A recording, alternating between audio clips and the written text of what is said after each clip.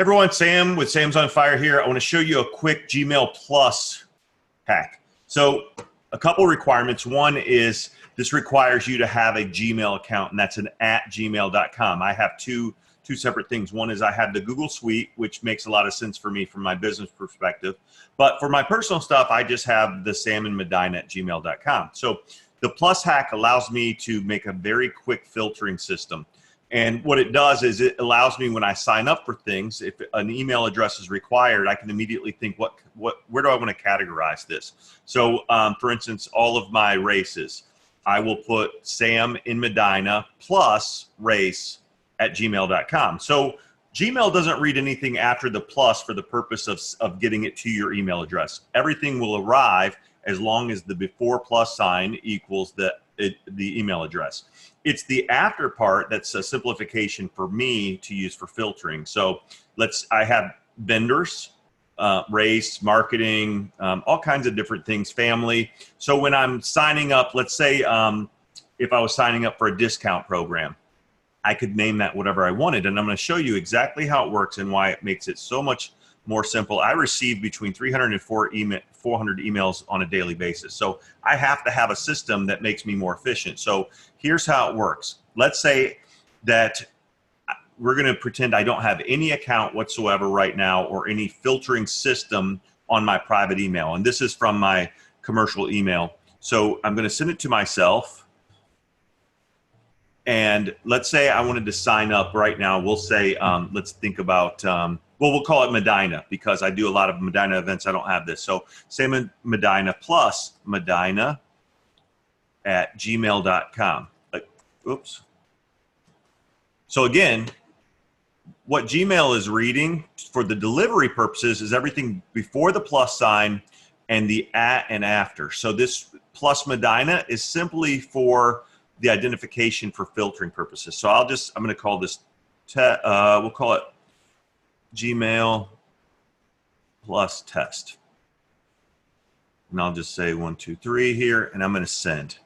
Now, what that does, I'm going to open my regular, this is my private @Gmail account. And you can see I have a whole lot of different files here already. Now, I just created that one, and we called it Medina. I don't have a Medina tab. So you could go and create the Medina tab now, but I'll show you a quicker way to do this. So as soon as this email comes in, and it might take a second, we'll be able to do this. Now, what you'll see in here is all of these different emails. I didn't set this up on this account because I want to give you an option of looking at your own if you had never set up these different accounts. So here is my email that just came in. I'll click on that. And now what I'm going to do is I'm going to go up here. You can see these 3 dots. This is the more. And you're going to come down here and go filter messages like these. Now, it defaults up here to Sam at Marathon Group. But we don't want to use that. We want to use Sam in Medina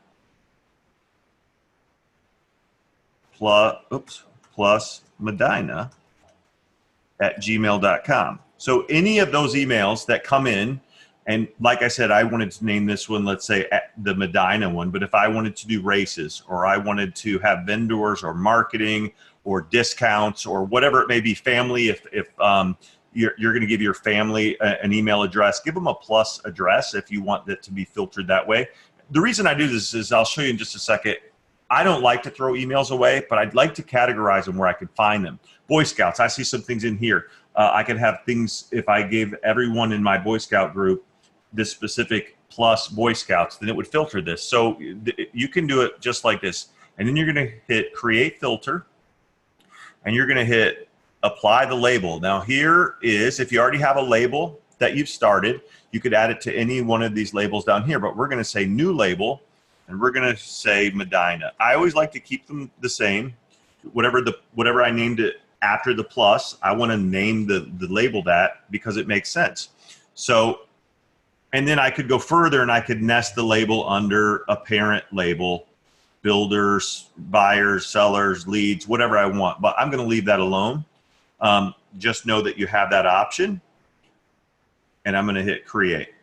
Oh, it's going to also ask me, after I create, apply it to that one message to make sure that it's in there. Now, every message that comes in with that specific email address will be tagged already up here with the Medina file. So this is why I like it. If I go to my inbox, you can see this has the Medina right here highlighted, whatever the proper word is. You can do this with receipts. I have a Kajabi account, so I could use it with all my Kajabi, everything that I pay for, I could do it that way.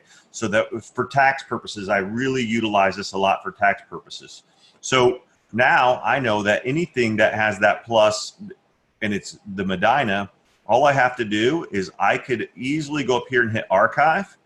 And now it leaves my inbox, because although it doesn't look like it from this one, most of my other inboxes I like to keep very clean and I don't like to have many things in it.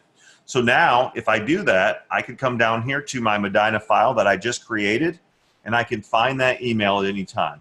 So hopefully that helps you guys. It really helps me streamline my inbox. If you look at my phone, the inbox on my phone usually has no more than 20 to 30 emails at any given time on it, because I just like to be better organized than that. So it's a way to help if you're one of those people that has 35,000 emails unread on your in your email account. This hopefully will help you kind of prevent that from getting worse. Hope you guys have a good day. Thanks.